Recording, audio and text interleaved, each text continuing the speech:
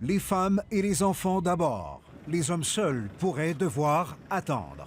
Une sélection qui rassure certains Canadiens, mais qui en inquiète d'autres. Faire un tri de cette manière et exclure les hommes célibataires, ça ne fait que confirmer et perpétuer ce mythe que le jeune homme musulman et arabe et syrien est un terroriste. Même si le gouvernement refuse de confirmer qu'il fermera les portes du Canada aux hommes syriens célibataires, pour bien des experts, cela n'aurait rien d'inhabituel.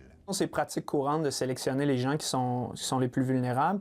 Olivier Harvizet est chercheur associé à l'Observatoire canadien sur les crises et l'aide humanitaire de l'UQAM. Généralement, les hommes seuls, généralement ceux qui sont un peu plus jeunes aussi, arrivent très bas dans la liste de priorités.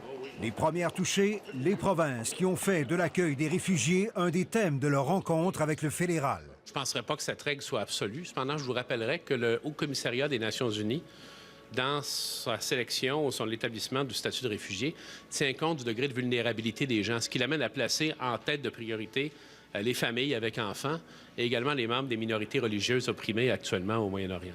Selon des organismes, le gouvernement annoncerait qu'il est prêt à accueillir les hommes gays identifiés comme particulièrement vulnérables.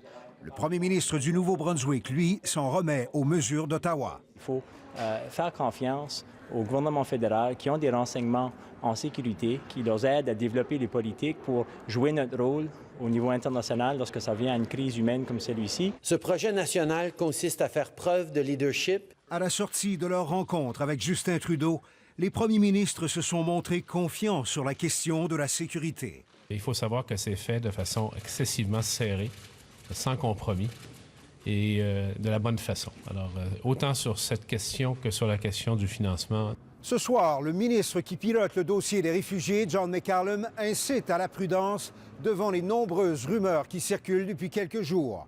Le cabinet doit approuver le plan final demain matin et c'est en fin de journée qu'il sera finalement dévoilé aux Canadiens. Ici Marc Godbout, Radio-Canada, Ottawa.